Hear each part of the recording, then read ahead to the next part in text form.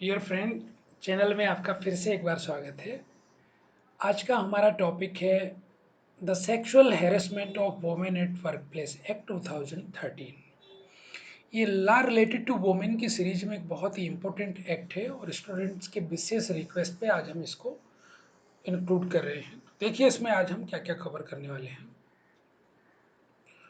इसका हम ऑब्जेक्टिव और बैकग्राउंड देखेंगे, सेक्शन का अरेंजमेंट किस तरह से ये देखेंगे, की डेफिनेशन की प्रोविजन और इससे रिलेटेड लीडिंग केस देखेंगे। तो आइए पहले हम थोड़ा इसकी बैकग्राउंड देखते हैं। तो आप देखेंगे तो वर्किंग वोमेन के लिए कोई इससे पहले कोई अलग से स्पेसिफिक एक्ट नहीं था। आईपीसी के अंदर दो धाराएं हैं।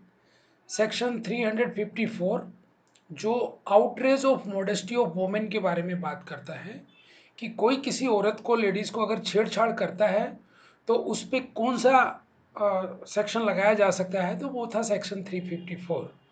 और एक दूसरा सेक्शन और है section 509 which is related to insulting the modesty of women. तो ये भी मिलता जुलता सेक्शन है, लेकिन ये अटेम्प्ट टाइप का है कि अगर कोई अटेम्प्ट करता है वोमेन की मॉडेस्टी के लिए तो उस पर 509 एप्लीकेबल हो जाता है।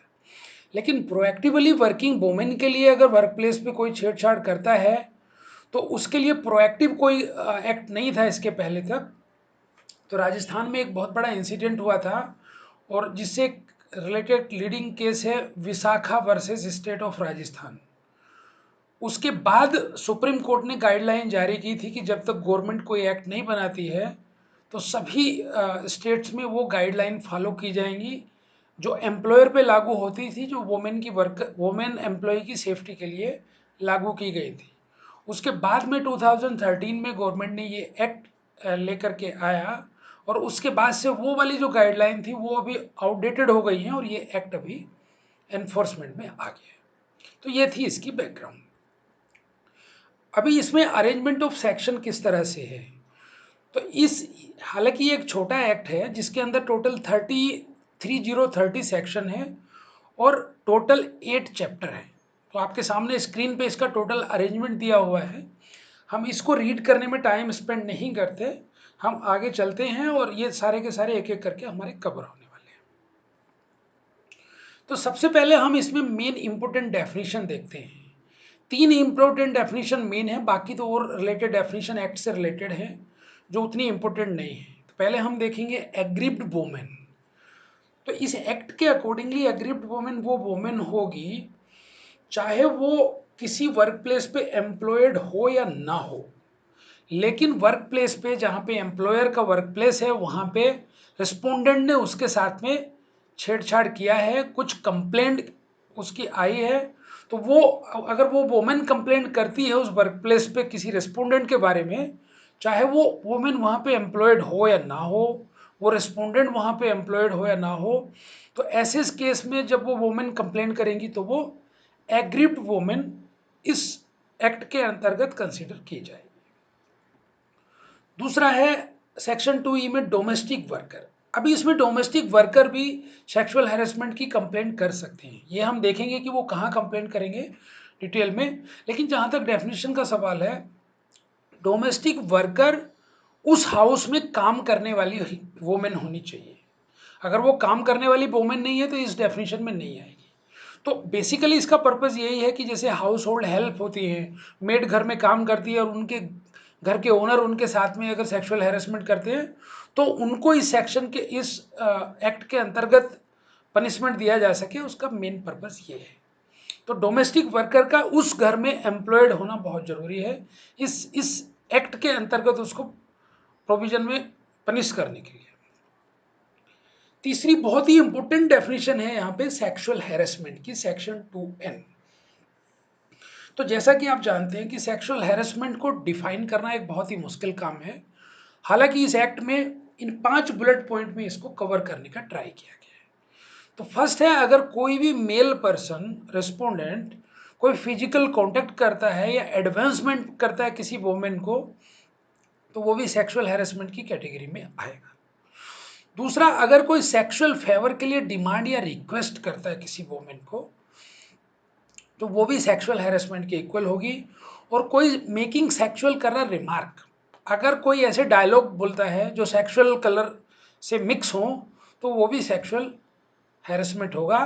और अगर कोई पोर्नोग्राफी दिखाता है, पोर्नोग्राफी दिखाता है चलते फिरते, ओपन मोबाइल में कुछ दिखाता है जिससे वुमेन की वो साइट में आता है देखने के लिए, तो ये भी एक सेक्सुअल हैरेसमेंट होगा। तो ये 4 मेन कवरेज हैं सेक्सुअल हैरेसमेंट के।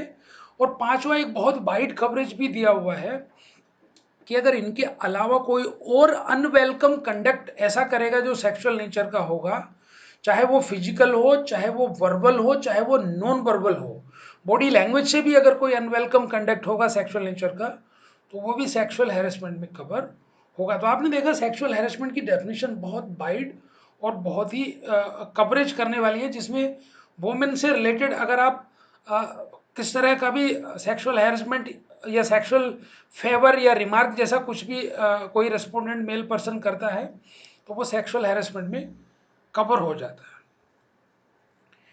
इसके अलावा एक स्पेसिफिक तौर पे सेक्शन 3 दिया हुआ है, वो प्रिवेंशन ऑफ सेक्सुअल हैरेसमेंट के टाइटल के नाम से दिया है, बट उसमें ये चीजें बताई गई हैं कि वर्क प्लेस पे कौन कौन से action deemed to be sexual harassment होंगे। मतलब ऊपर वाली एक्टिविटी तो रेस्पोंडेंट करेगा तो वो सेक्सुअल हैरेसमेंट होगी, लेकिन वर्क प्लेस पे अगर ऐसा कुछ आप कंडीशन आपने क्रिएट कर रखा है तो वो भी डीम्ड सेक्सुअल हैरेसमेंट होगा। उसमें मेन क्या क्या है, अगर आप वर्क प्लेस पे किसी वोमेन एम्प्लॉय को कुछ प्रिफरेंशियल ट्रीटमेंट देते हो जिससे बाकी सबको लगता है कि ये आउट ऑफ द एबनॉर्मल है, आउट ऑफ द नॉर्मल है, तो वो अब लॉन्ग टर्म में हो सकता है एम्प्लॉयर का पर्पज या रेस्पोंडेंट का पर्पज कुछ ऐसा हो कि बाद में उसे सेक्सुअल फेवर लेने का, पहले कुछ प्रिफरेंशियल ट्रीटमेंट दे दिया और उसके बाद में फिर सेक्सुअल फेवर की डिमांड आ गई, तो वो भी सेक्सुअल हैरेसमेंट ही ट्रीट होगा। और अगर आप किसी तरह की थ्रीट, वहाँ पे थ्रीट का माहौल बना रखा है, थ्रीट वोमेन को दी जाती है, तो वो भी सेक्सुअल हैरेसमेंट होगा, चाहे वो डायरेक्टली ऊपर सेक्सुअल हैरेसमेंट की कैटेगरी में ना आता हो। और वर्क प्लेस पे कोई ऐसा होस्टाइल एनवायरनमेंट बना रखा है सभी लेडीज के लिए या किसी पर्टिकुलर वुमेन के लिए जिससे वो सफरिंग फील करती हैं और वो डिफरेंशिएट फील करती हैं, तो भी वो सेक्सुअल हैरेसमेंट होगा। इसके अलावा वुमेन की हेल्थ एंड सेफ्टी के लिए डेंजरस कंडीशन क्रिएट की हुई है, उनकी प्राइवेसी नहीं है, उनके लिए लॉकर नहीं है, उनके कपड़े रखने का बंदोबस्त नहीं है, उनके लिए अलग वॉशरूम नहीं है, तो वो ऐसी सारी कंडीशन भी डीम्ड सेक्सुअल हैरेसमेंट होंगी। तो आपने देखा इन दोनों को मिला के सेक्सुअल हैरेसमेंट का कवरेज बहुत ही ज़्यादा वाइड हो जाता है। चलिए आगे देखते हैं अभी इंपॉर्टेंट सेक्शन। चैप्टर 2 सेक्शन 4 बोलता है कि एम्प्लॉयर किस तरह से इंटरनल कंप्लेंट कमेटी का कॉन्स्टिट्यूशन करेगा, उसका टीन्यूर क्या होगा और उसके रिमूवल का प्रोसेस क्या होगा। तो इस सेक्शन में अगर कहीं किसी वर्क प्लेस पे किसी भी एम्प्लॉयर के 10 या उससे ज़्यादा वर्कर अगर काम करते हैं तो वहाँ पे वो इंटरनल कंप्लेंट कमेटी इस एक्ट के अंतर्गत बनाएगा, जिसकी चेयरमैन कोई सीनियर वुमेन होगी। अगर उसका वर्क प्लेस मल्टी लोकेशन है तो मल्टी लोकेशन का पार्टिसिपेशन रहेगा इस इंटर इंटर आईसीसी में, या तो एक आईसीसी रहेगी या फिर सब प्लेसेस पे अलग अलग आईसीसी रहेंगी, इंटरनल कंप्लेंट कमेटी रहेगी। और इसके आधे मेंबर वुमेन होंगे और इस इंटरनल कंप्लेंट कमेटी में एक मेंबर आउटसाइड से होगा, एनजीओ से होगा, जिससे इम्पार्शियलिटी और न्यूट्रलिटी एंश्योर की जाए। और इसका टीन्यूर होगा 3 ईयर, एवरी 3 ईयर में नई आईसीसी बनेगी। और इस आईसीसी के किसी भी मेंबर को 3 साल के पहले भी इन ग्राउंड पे रिमूव किया जा सकता है। तो इसमें एक आगे सेक्शन 16 है, अगर उसका वायलेशन किया जाता है तो भी उसका रिमूवल किया जाएगा। अब वो सेक्शन क्या है, वो ये है कि इसके अंतर्गत कोई भी कंप्लेंट की जाएगी तो वो कॉन्फिडेंशियल रखी जाएगी, कभी भी उसका नाम पार्टी का कोई किसी को नहीं बताएगा। और कमेटी के किसी मेंबर ने ऐसा कर दिया तो वो सेक्शन 16 का वायलेशन होगा और उसको उसको फिर रिमूव किया जा सकता है। दूसरा, किसी भी मेंबर को अगर इम्प्रिजनमेंट हो गया है या कोई अंडर ट्रायल है या किसी ने अपनी पावर का आईसीसी के अंडर में रहते हुए अपनी पोजीशन का एब्यूज किया है तो वो निकाला जा सकता है। तो ये थी इनकी रिमूवल ऑफ क्राउन। सेक्शन 5 में ये गवर्नमेंट के लेवल का है कि हर एक डिस्ट्रिक्ट में अप्रोप्रिएट गवर्नमेंट एक डिस्ट्रिक्ट ऑफिसर अपॉइंट करेगी और उसका नोटिफिकेशन निकालेगी। और डिस्ट्रिक्ट ऑफिसर जनरली कलेक्टर या असिस्टेंट कलेक्टर लेवल की अथॉरिटी होंगी। अप्रोप्रिएट गवर्नमेंट से मतलब है कि स्टेट के अंदर स्टेट गवर्नमेंट और जहाँ पे यूनियन टेरिटरी है वहाँ पे सेंट्रल गवर्नमेंट ये नोटिफिकेशन निकालेगी। और डिस्ट्रिक्ट ऑफिसर का मेन काम होगा कि वो डिस्ट्रिक्ट लेवल पे इस एक्ट को लागू करवाए और लोकल कंप्लेंट कमेटी वगैरह का कॉन्स्टिट्यूशन करवाए। तो सेक्शन 5 में डिस्ट्रिक्ट ऑफिसर का अपॉइंटमेंट होने के बाद में सेक्शन 6 में लोकल कंप्लेंट कमेटी और उसके कॉन्स्टिट्यूशन और ज्यूरिडिक्शन की बात की जाती है। अभी इसमें जो डिस्ट्रिक्ट ऑफिसर है वो हर डिस्ट्रिक्ट में एक लोकल कंप्लेंट कमेटी का कॉन्स्टिट्यूशन करेगा और हर एक तालुका या ब्लॉक से उसमें रिप्रेजेंटेशन के लिए मेंबर होंगे और इसका ज्यूरिडिक्शन होगा एंटायर डिस्ट्रिक्ट। इसके बाद सेम जैसे इंटरनल कंप्लेंट कमेटी का कॉन्स्टिट्यूशन और टीन्यूर था, डिस्ट्रिक्ट लेवल पे भी एलसीसी का लोकल कंप्लेंट कमेटी का भी कॉन्स्टिट्यूशन भी लेस और मोर इसी तरह से होगा। एक सीनियर वोमेन चेयरपर्सन होगी और हर एक ब्लॉक और तालुका से वोमेन मेंबर होंगे, 2 मेंबर एनजीओ से होंगे और एक वोमेन मेंबर एससी एसटी या ओबीसी से होगा। इसका टीन्यूर भी 3 साल का होगा और इन मेंबर्स के रिमूवल के ग्राउंड भी सेम ही हैं जो पहले हमने सेक्शन 4 में देखे हैं। सेक्शन 16 का कोई वायलेशन करेगा तो और उसको इम्प्रिजनमेंट हुआ है, अंडर ट्रायल है या उसने अपनी पोजीशन का एब्यूज किया है तो उसको निकाला जा सकता है। अभी इस एलसीसी के लिए उनको पेमेंट करना है, उनको वेजेस देने हैं, तो उसके लिए गवर्नमेंट ग्रांट का प्रोविजन सेक्शन 8 में करती है और उनके स्मूथ फंक्शनिंग और उसके रिकॉर्ड की चेकिंग के लिए ऑडिट कमेटी का भी प्रोविजन करती है सेक्शन 8 में। अभी चैप्टर 4 आता है कि कंप्लेंट किस तरह से होगी, तो सेक्शन 9 इसके लिए है, कंप्लेंट ऑफ सेक्सुअल हैरेसमेंट। अब किसी भी वर्किंग वुमेन को अगर सेक्सुअल हैरेसमेंट का केस उसके साथ में हुआ है तो वो 90 डेज के अंदर अंदर रिटन या ओरल कंप्लेंट कमेटी को कर सकती है। अगर वो एम्प्लॉयर का मामला है तो आईसीसी को, और डिस्ट्रिक्ट लेवल का मामला है जैसे डोमेस्टिक वर्कर का होता है तो वो एलसीसी को जा करके रिटन या ओरल कंप्लेंट कर सकती है। ओरल करती है तो कमेटी फैसिलिटेट करेगी उसको रिटन में कन्वर्ट करने के लिए, और वो खुद भी कर सकती है और किसी वजह से वो खुद आने में अनेबल है या असमर्थ है तो अपने उत्तराधिकारियों द्वारा, बच्चों या स्पाउस के द्वारा भी वो कंप्लेंट करवा सकती है। अभी सेक्शन 10 में क्या होता है, जैसे ही कंप्लेंट आ जाती है, अब ये जो कमेटी है उसका काम है कि वो उस मामले को देखे और उसमें कोशिश करे वो सुलह समझौता और कंसिलेशन करवाने के लिए। कंसिलेशन हो जाता है तो फिर आगे इंक्वायरी नहीं करवाई जाएगी, लेकिन कंसिलेशन के लिए 2 जरूरी बातें ये हैं, एक तो वो वोमेन की फ्री कंसेंट से होगी, अगर वोमेन की मर्जी नहीं है तो कंसिलेशन का सवाल ही नहीं उठता, और दूसरे इसमें मनी सेटलमेंट नहीं होगा। कमेटी ये नहीं बोल सकती कि रेस्पोंडेंट को तुम इतना पैसा दे दो और मामले को सेटल करो, तो वो फेयर लेवल पे होगा। और इस पर्पज़ यही है कि अगर रेस्पोंडेंट किसी लेवल पे मान जाता है अपनी गलती को तो यहीं पे वो मामला निपटा दिया जाए। अगर मान लिया कंसिलिएशन नहीं हो पाता है तो अब ये कमेटी उसकी इंक्वायरी करेगी।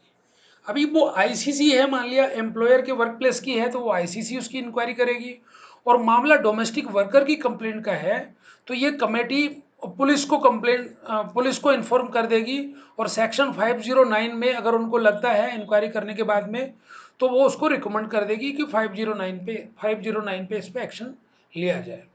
और इन सब मामले के लिए ये जो कमेटी हैं दोनों आईसीसी और एलसीसी, इनको सिविल कोर्ट की सारी पावर हैं, समन करने की, बुलाने की, और स्टेटमेंट लेने की, एफिडेविट पे स्टेटमेंट लेने की, लेकिन पनिश करने की पावर नहीं है। बाकी इसके अलावा इनको सिविल कोर्ट की सारी पावर इन कमेटी को होती है। अभी सेक्शन 12 बोलता है कि जब अगर इंक्वायरी चल रही है तो उस समय क्या क्या एक्शन लिए जा सकते हैं।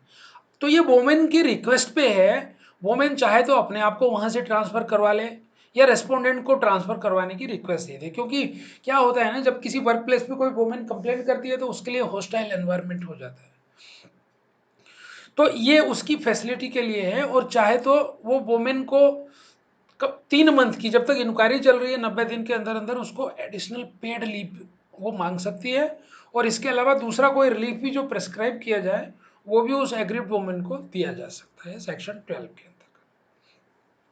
सेक्शन 13 में जब इंक्वायरी कंप्लीट हो गई है, 90 डेज का टाइम रहता है, तो वो 10 दिन के अंदर अंदर आगे सबमिट करनी होती है। अगर वो आईसीसी की इंक्वायरी रिपोर्ट है तो एम्प्लॉयर को होती है, और एलसीसी की है तो डिस्ट्रिक्ट ऑफिसर को, और उसमें उनकी रिकमेंडेशन होंगी। मान लिया अगर उनको कंपनसेशन दिलवाना है रिस्पोंडेंट से या पनिशमेंट दिलवाना है तो इस तरह की, और मामला अगर कुछ नहीं लगता है तो वो न्यूट्रलिटी की रिकमेंडेशन भी दे सकते हैं। सेक्शन 14 बात करता है कि अगर किसी ने फॉल्स कंप्लेंट दिया है या फॉल्स एविडेंस दिया है तो उसके लिए क्या है। अगर मान लिया किसी को हैरेसमेंट करने के लिए फॉल्स कंप्लेंट की जाती है, या बाद में इंक्वायरी रिपोर्ट के टाइम पे, इंक्वायरी के टाइम पे फॉल्स एविडेंस दिए जाते हैं, तो फिर एम्प्लॉयर के जो सर्विस रूल हैं उसके हिसाब से उसको पनिशमेंट दिया जा सकता है, और एलसीसी के केस में जैसा स्टेट गवर्नमेंट प्रिस्क्राइब करती है उस तरह से पनिशमेंट दिया जा सकता है। लेकिन यहाँ पे एक चीज ध्यान देने की है, मान लिया इंक्वायरी कमेटी ने कुछ नहीं पाया लेकिन मामला जेन्युइन था, तो फिर वो फॉल्स में नहीं जाएगा, फिर वो पनिशमेंट का उसमें सवाल नहीं उठता है। अभी मान लिया इंक्वायरी कमेटी ने रिपोर्ट दे दिया और मामला जेन्युइन था और वो कंपनसेशन के लिए उन्होंने लिख दिया, तो सेक्शन 15 बोलता है कि कंपनसेशन का डिटर्मिनेशन अमाउंट का किस तरह से होगा।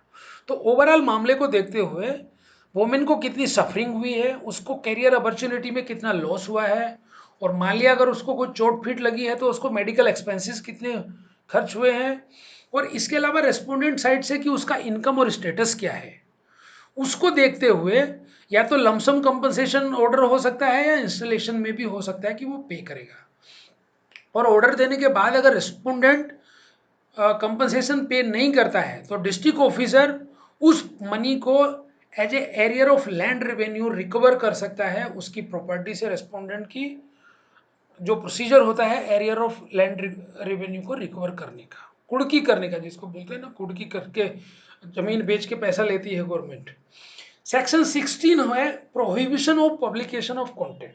तो वो जो हमने पीछे बात की थी कि कोई सेक्शन 16 का वायलेशन करेगा तो उसको रिमूव किया जा सकता है, वो यहाँ पे आता है। अभी ये जितने भी मामले होते हैं, इंक्वायरी होती है ना, ये बहुत कॉन्फिडेंशियल होती है, इनका किसी भी स्टेज में पार्टी का नाम पब्लिश नहीं करना होता है, ये सेक्शन 16 बोलता है। हालांकि नाम हटा करके उनकी जो डिटेल रिपोर्ट है वो आगे as a case law refer की जा सकती है, बट उसमें नाम कभी भी नहीं आना चाहिए, ये सेक्शन 16 की रिक्वायरमेंट। अगर सेक्शन 16 का अगर कोई वायलेशन करता है तो उसकी पेनल्टी, एक तो हमने सेक्शन 3 और 6 में पढ़ा था कि उसको रिमूव किया जा सकता है उस कमेटी के मेंबर को, या अगर सर्विस रूल के अकॉर्डिंगली जो भी लिखा है वो फॉलो होगा, या जो स्टेट गवर्नमेंट प्रिस्क्राइब करे उसके हिसाब से पेनल्टी हो सकती है। सेक्शन 18 अपील की बात करता है। अभी दोनों पार्टियों को अगर कुछ ऑब्जेक्शन है तो वो 90 डेज के अंदर अंदर ये जो इंक्वायरी कमेटी की रिपोर्ट है आईसीसी और एलसीसी की, उसके अगेंस्ट में आप कोर्ट में या ट्रिब्यूनल में, जैसा भी बाद में प्रिस्क्राइब किया जाए स्टेट गवर्नमेंट के द्वारा या अप्रोप्रिएट गवर्नमेंट के द्वारा, वहां पे अपील की जा सकती है। चैप्टर 6 ड्यूटी ऑफ एम्प्लॉयर के बारे में बात करता है, बहुत छोटा सा चैप्टर है, एक ही सेक्शन का। मेनली ये बोलता है कि एम्प्लॉयर इंटरनल कंप्लेंट कमेटी बनाएगा और इस एक्ट के जितने भी प्रोविजन है उनको कंप्लाई करेगा। चैप्टर 8 में एक ही सेक्शन है, सेक्शन 20, और ये डिस्ट्रिक्ट ऑफिसर की ड्यूटी और पावर बताता है। तो डिस्ट्रिक्ट ऑफिसर की मेन ड्यूटी ये है कि वो जितनी भी कंप्लेंट आती है उनको टाइमली कंप्लीट करवाएगा, उनकी प्रोग्रेस रिपोर्ट को ट्रैक करेगा, और उनके जितने भी एक्शन है उनको कंप्लीट करवाएगा। और इसके अलावा इस एक्ट का अवेयरनेस एनजीओ के थ्रू करवाएगा, जिससे वोमेन का सेक्सुअल हैरेसमेंट के केस में कमी आए। और उसकी उसकी उसकी पावर यही है कि जैसे कंपनसेशन ऑर्डर किया और वो नहीं दे रहा तो वो उसको लैंड एरियर रेवेन्यू के जैसे रिकवर करवा सकता है, और इसको इंश्योर करवाने के लिए जो भी एक्शन लेने हैं वो ले सकता है। अभी लास्ट का चैप्टर आता है मिसलेनियस। इसमें जो इंपॉर्टेंट सेक्शन है वो सेक्शन 26 और सेक्शन 27 है आपके सामने। तो penalty for non compliance employer के लिए है। अगर एम्प्लॉयर मान लिया इस एक्ट के प्रोविजन को कंप्लाई नहीं करता तो फर्स्ट वायलेशन पे उसको 50,000 तक जुर्माना हो सकता है, और मान लिया रिपीट होता है तो रिपीट वायलेशन होता है तो डबल हो सकता है। और इसका कॉग्निशंस या इसका इसका संज्ञान कौन सा कोर्ट लेगा, इस एक्ट के अंतर्गत कोई भी अगर वायलेशन होता है तो मेट्रोपॉलिटन मजिस्ट्रेट लेगा या फिर जुडिशियल मजिस्ट्रेट फर्स्ट क्लास लेगा। तो इस तरह से देखा आपने कि हमने इस सेक्शन की, इस एक्ट की सारी चीज़ें कवर की, और इसका लीडिंग केस है Vishakha versus state of Rajasthan. जैसा हमने पहले डिस्कस किया था, इस एक्ट के पहले कोई भी गाइडलाइन नहीं थी, तो इस विशाखा केस में सुप्रीम कोर्ट ने यही गाइडलाइन मेनली जो इस एक्ट के अंदर हमने डिस्कस की है, इस एक्ट के आने से पहले दी थी कि जब तक एक्ट नहीं आता सारे के सारे एम्प्लॉयज इसको फॉलो करेंगे।